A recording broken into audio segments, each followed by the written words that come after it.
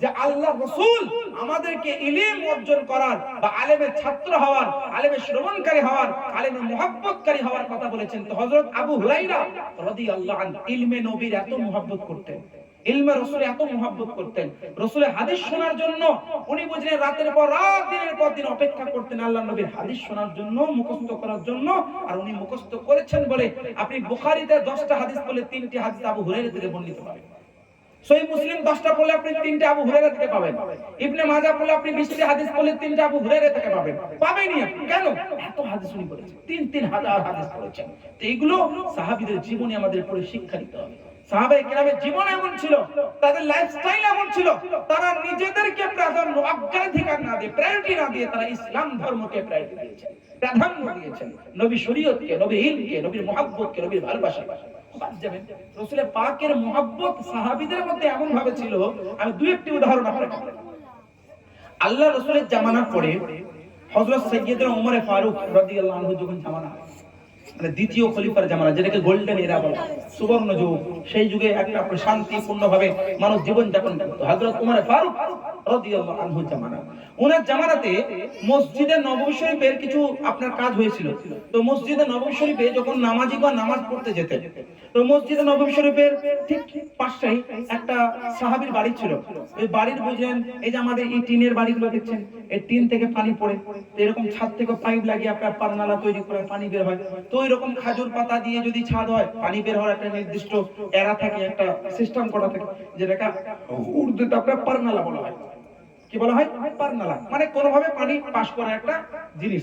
তো আল্লাহর নবীর একজন সাহাবী মদিনার মসজিদে নববী শরীফের পাশে ওনার বাড়ি ছিল। তো ওনার বাড়ির যে জিনিসেরই ছাদ হোক না কেন, সে খাজুর পাতার ছাদ হোক, যারই হোক না কেন, পানিটা নির্দিষ্ট একটা জায়গা, কোন একটা জিনিস লাগানো ছিল যেটা দিয়ে পানি প্রবাহিত হতো। আর মদিনার মসজিদে যারা নামাজ পড়তে যেতেন, ওই পাইপ থেকে বা ওই জিনিস থেকে যখন পানি পড়তো, তো পানির ছিটাগুলো নামাজীদের গায়ে পড়তো। তো নামাজীরা একটা অভিযোগ জানালেন, ইয়া আমিরাল মুমিনিন, ইয়া খলিফাতুল মুসলিমিন, হুজুর আমরা যখনই নামাজ পড়তে যাই, অমুক বাড়ির ছাদ থেকে পানিটা বের হয় আর আমাদের গায়ের উপরে ছিটা পড়ে। তো আল্লাহ রাসূলের সাহাবী হযরত ওমর ফারুক রাদিয়াল্লাহু আনহু একজনকে নির্দেশ দিলেন, আর নির্দেশ দিয়ে ওই পাইপ তো সেই যুগে ছিল না, অন্য কোন একটা জিনিস পারনালা, ওটাকে খুলে সরিয়ে দিলেন। আর জিনার বাড়ির তিনিও সাহাবী, যেমনি সরিয়ে দেওয়া হলো, উনি রাগান্বিত হয়ে গেলেন। রাগান্বিত হয়ে উনি দৌড়ে ওমর ফারুক রাদিয়াল্লাহু আনহু যুগে, মানে খেলাফতের ওরা দরবারে এলেন। আসার পর উনি রাগান্বিত হয়ে বললেন, হুজুর, ইয়া আমিরুল মুমিনিন, ইয়া খলিফাতুল মুসলিমিন, হুজুর আপনি কেন এই কাজটা করলেন? আপনি কেন খুললেন?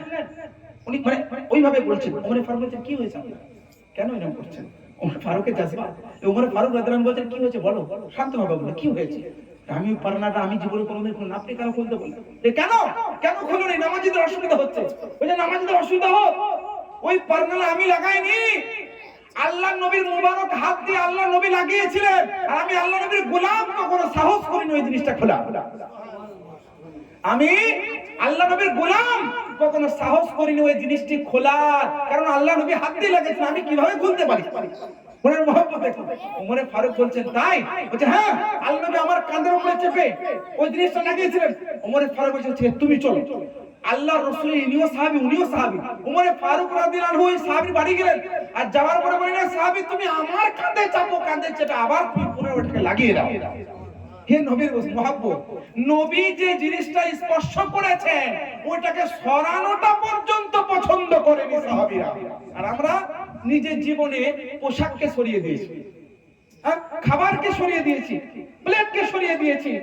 আপনার রাসূল পাক যে জিনিসে বসেছে সেই জিনিসকে অ্যাভয়েড করি, বলে আই ডোন্ট লাইক, বলে শোনো আই ডোন্ট লাইক, বাদ দাও।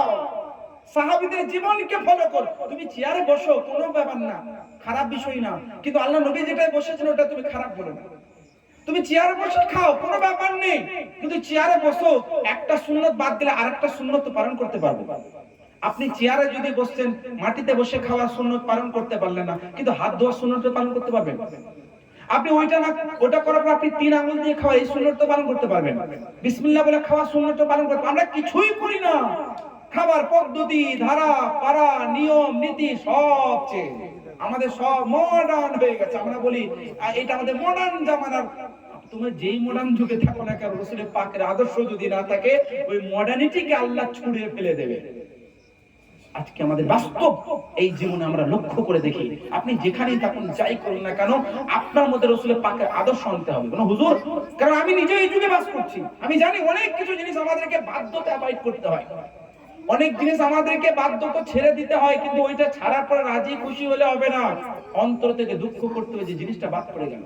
আপনি এমন অনেক জায়গায় গেলেন, রেস্টুরেন্টে গেলেন, যেখানে নিচে বসে খাওয়ার সুযোগ নেই, কোনো জায়গায় সুযোগ নেই, যেখানে হাত দিয়ে খাওয়ার সুযোগ থাকলে ওই জিনিসটা এমন একটা জিনিস আপনার চামচ দিয়ে খেতে, আপনি দুঃখ করুন যে আমি হাত দিয়ে খেতে পারি, চামচ দিয়ে, দুঃখ মানে একটা দুঃখ প্রকাশ করুন, সুন্নাত ছেড়ে গেল, কিন্তু আরেকটা সুন্নাত পালন করুন, এটা হচ্ছে নিয়ম।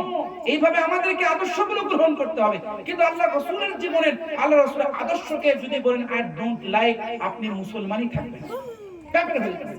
আল্লাহ রাসূলের ইহানাত করা, রাসূলের পাকের সুন্নাতকে অপছন্দ করা কুফরি কুফরি কুফরি।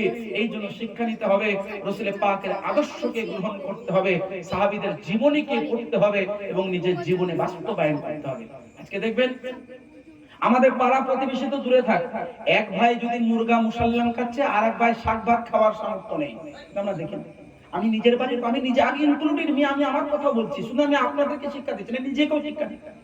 আমি নিজেও পরিবর্তন হওয়ার চেষ্টা করছি, যে আমি আমার কথা বলছি আপনাকে, যে আমাদের ভাই, এক ভাই যদি বিরিয়ানি মুরগা মুসাল্লাম খায়, আর এক ভাই শাক ভাত খাওয়ার সামর্থ্য নেই, তো সেই জায়গায় আমাদের করার কি দরকার? আমি আমার কথা বলছি, আমাদের কি করার দরকার, সেটা কি করতে হবে?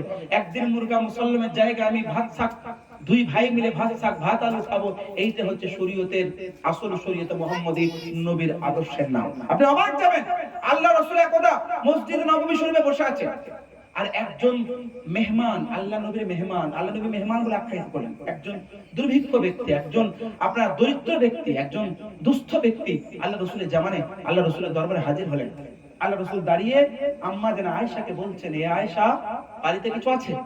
বাড়ি থেকে উত্তর আসছে, আল মা, শুধুমাত্র পানি আছে। কি আছে? পানি। আল্লাহ রাসূলের বাড়ি, আল্লাহ রাসূল কি গরীব ছিলেন? নাউযুবিল্লাহ, না। আল্লাহ রাসূল কি দরিদ্র ছিলেন? নাউযুবিল্লাহ, না। অনেকে সব ঘটনাগুলো বলে নবীকে দরিদ্র প্রমাণ করার চেষ্টা করে, মনে রাখবেন এই সমস্ত কথাগুলো বলা কুফরি। আর নবী দরিদ্র নয়, দারিদ্রতা পছন্দ করেছেন। নবী গরীব ছিলেন না, গুরবাতকে পছন্দ করেছেন। নবী দরিদ্র থাকাটাকে কবুল করেছেন, নবী দরিদ্র ছিলেন না।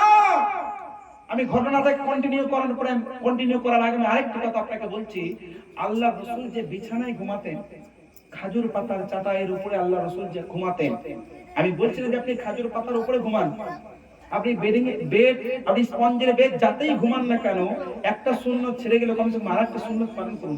ডান কাত হয়ে ঘুমান, দোয়া করে ঘুমান, ওযু করে ঘুমান, কোন একটা তো সুন্নত পালন করবেন। আমরা কিছুই করি না, সব ছেড়ে দিয়েছি। কোন একটা হচ্ছে না তো আরেকটা তো করেন, পুরো বাদ দিলে হবে না। অবাক যাবেন, আল্লাহ রাসূল যে বিছানায় ঘুমাতেন, খাজুর পাতা চাটা, রাসূলের পাকের মুবারক পৃষ্ঠের মধ্যে দাগ হয়ে যেত। আল্লাহ রাসূল সাল্লাল্লাহু আলাইহি ওয়াসাল্লাম ঘুমাতেন একটা বিছানায়, যে বিছানাটা হচ্ছে খাজুর পাতা। একজন ইহুদি নাসর, একজন খ্রিস্টানি মহিলা, আল্লাহ রাসূলের বাড়িতে একজন খ্রিস্টানি মহিলা আসে, আর বিছানা দেখে তখন অবাক হয়ে, নবী মুস্তাফা, ওনার বিছানা এরকম দশা। তো আম্মা জান আয়েশাকে একটা নরম তুলতুলে একটা মোটা একটা বিছানা গিফট করলেন। আচ্ছা, নবী মুস্তাফা কারো কোনো তোহফাকে কিন্তু ঘুরিয়ে দিতেন না, গ্রহণ করতেন।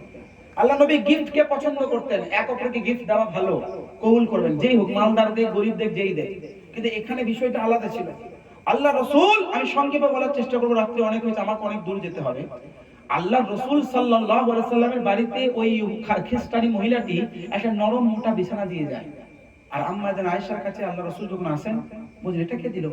তো বলছে, অমুক একজন খ্রিস্টানি মহিলা আপনার বিছানাটা দেখে আপনাকে দিয়ে গেছে।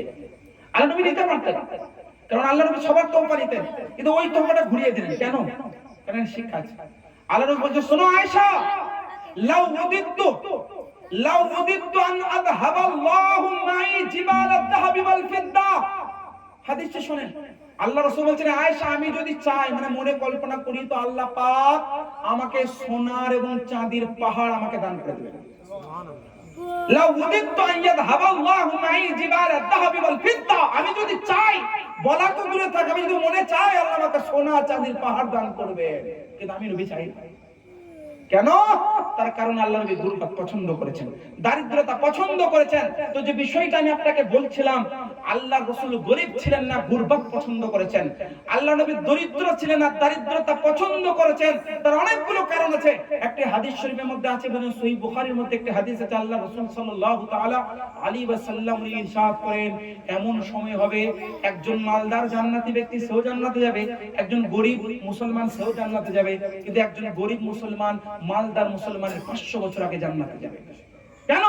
তার কারণ গরীব ফকিরের কাছে হিসাব দেওয়ার কিছু থাকবে না। সে কোথা থেকে ইনকাম করেছে, কোথায় ব্যয় করেছে, সব হিসাব তার থাকবে, একদম ইজিলি সে বলে দিতে পারবে। কিন্তু একজন মালদার ওই ব্যক্তি হিসাব দিতে সক্ষম হবে না, অক্ষমতার শিকার হবে।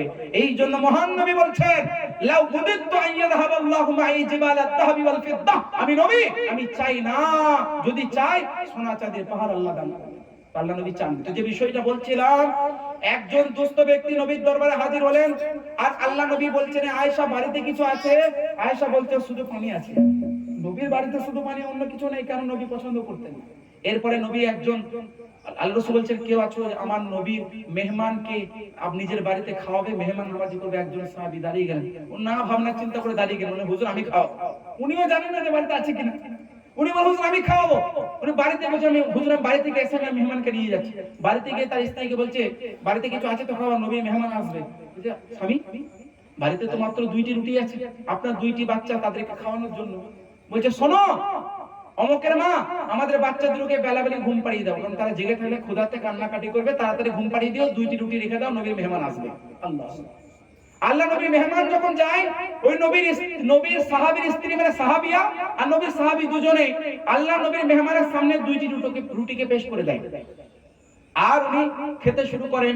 আল্লাহ নবীর সাহাবীর যে স্ত্রী, তিনি কত বুদ্ধিমতী ছিলেন দেখেন, উনি তার স্বামীকে আপনার ল্যাম্প, মানে সেই যুগে যে আপনার কোন রকম ভাবে ল্যাম্প হতো বা কোনো ভাবে আগুন জ্বালানো হতো, ল্যাম্প জ্বালানোর বাহানাতে বাড়িতে রুমে ডেকে নিলেন। আর ডেকে নিয়ে আমরা কেউ খাবার খেলে একটা আওয়াজ হয় না, চিবানোর আওয়াজ, কোনো একটা আওয়াজ হয়, তো তারা বাড়ির রুমের ভিতরে স্বামী স্ত্রী মিলে একটা আওয়াজ করছেন, যাতে ওই মেহমান মনে করে তারা বাড়িতে খাচ্ছে, বিনা দ্বিধাবোধে তারা খেয়ে নেয়। আল্লাহু আকবার। নবীর সাহাবিয়া আওয়াজ করছেন যাতে মনে করে মেহমান যে বাড়িতে আরো খাবার আছে, তারা খাচ্ছে, বিনা দ্বিধায় খেয়ে নেয়। আল্লাহু আকবার। নবীর মেহমান তখন খেয়ে নেয়, পেট ভরে খেয়ে নেয়। খাওয়ার পরে এদিকে তারা স্বামী স্ত্রী সন্তান সন্ততি কান্নাকাটি করছে ক্ষুধার্ত অবস্থায়। সকাল হতে না হতে আল্লাহু আকবার, ওই সাহাবী যখন নবীর দরবারে হাজির হয়, আল্লাহর নবীকে বলার আগে আল্লাহ নবী তার সাহাবীকে বলছেন, এ সাহাবী, আল্লাহ কোরআনের আয়াত তোমার জন্য নাজিল করেছে। একটি কোরআনের আয়াত, আল্লাহ বলছেন ওয়ায়ুতিরুনা আলা আনফুসিহিম খাসাসা, অর্থাৎ আল্লাহ বলছেন, হে নবী, আপনার এমন কিছু সাহাবী আছে যারা নিজের চাইতে আপনার মেহমানকে প্রাধান্য দান করে, আল্লাহ তাকে কবুল করে নিয়েছে। এইটা হচ্ছে নবীর সাহাবীর আদর্শ, নবীর সাহাবীর নবীর প্রতি মুহাব্বত এবং ভালোবাসা, যে নবীর মেহমানের কেমন মেহমান নওয়াজি করেছে। এইগুলো আমাদের শিক্ষা দিতে হবে। এইটা হচ্ছে আসল ইসলাম, এটা হচ্ছে আসল আদর্শ। এটা নয় আমি মুরগা মুসাল্লাম খাবো, ভাই শাক ভাত খাওয়ার সামর্থ্য নেই। তুমি যতই মুরগা মুসাল্লাম খাও, যতই বডি বিল্ডার হয়ে যাও, কিয়ামতের দিনে কেউ কোনোভাবে পার পাবে না। হাসরে সবাইকে হিসাব দিতে হবে। সবার খাবার, এক মুঠো খাবার খেলে ওটারও হিসাব লাগবে। কারণ আল্লাহ পাক আমাদেরকে যদি কাউকে কোটিপতি বানিয়েছে, ওটাও আল্লাহর পরীক্ষা। কাউকে যদি আপনার ভিখারি বানিয়েছে, ওটাও তাকে আল্লাহর পরীক্ষা। তাই বুঝতে হবে, তাকে ভিখারি অবস্থায় জীবন যাপন করলে আল্লাহ তার জন্য বড় নিয়ামত রেখেছেন। কেউ মালদার অবস্থায় জীবন যাপন করে যদি সঠিক জায়গায় ব্যয় না করে, তাকেও কিন্তু হিসাব দিতে হবে। এই জন্য মনে রাখবেন মুসলমানগণ, মুসলিম ভ্রাতৃভাজন, এগুলো আমাদের শিক্ষা। This is the Islam, this is the actual Islam. এটাই হচ্ছে আসল ইসলাম। আজকের যুগে টেররিস্ট, আজকের যুগে উগ্রপন্থী, আজকের যুগের বর্তমানে মিডিয়া যেভাবে ইসলামের অপপ্রচার করে, ওইটা ইসলাম নয়। এইটা হচ্ছে ইসলাম, যে রাসূল পাকের সাহাবীরা নিজের জীবনে অধ্যয়ন করেছেন, বাস্তবায়ন করেছেন, আমাদেরকে শিক্ষা দিয়েছেন। এইটা হচ্ছে আসল ইসলাম। আমাদের ইসলামকে শিখতে হবে, বুঝতে হবে। গোয়ালসারি গ্রামবাসীরা সকলে আপনারা সৌভাগ্যবান যে আপনারা গ্রামে কমপক্ষে বছরে একবার এই ধরনের প্রোগ্রাম করেন। আমি দোয়া করি, আমি আসি চাই যে আসুক, যে বড় বড় উলামায়ে কেরামকে ডাকুন, কারণ এগুলো একটা সৌভাগ্যের ব্যাপার। আপনাদের মাত্র 1000, 1000, 500, 100, 200 টাকার চাঁদার বিনিময়ে আপনাদের বাচ্চাদের আগামী ভবিষ্যতের জন্য ইসলাম শিক্ষার মাধ্যম আপনারা বানাচ্ছেন। মনে রাখবেন, এই রকম ভাবে বড় বড় জলসা করুন, বড় বড় উলামায়ে কেরামকে ডাকুন, যাতে শিক্ষার একটা ধারা বাকি থাকে, বজায় থাকে এবং ধারাবাহিকতাটাকে আল্লাহ ধরে রাখার তৌফিক দান করেন। বলুন আমিন। এখান থেকে বক্তব্য ইতি ঘটাচ্ছি। বলা ভাষার মধ্যে কোনো ত্রুটি থাকলে মহান আল্লাহ পাক ক্ষমা করুন। বলুন আমিন। দেখুন, নামাজ সংক্রান্ত একটি কথা আমি আপনাদেরকে বলবো।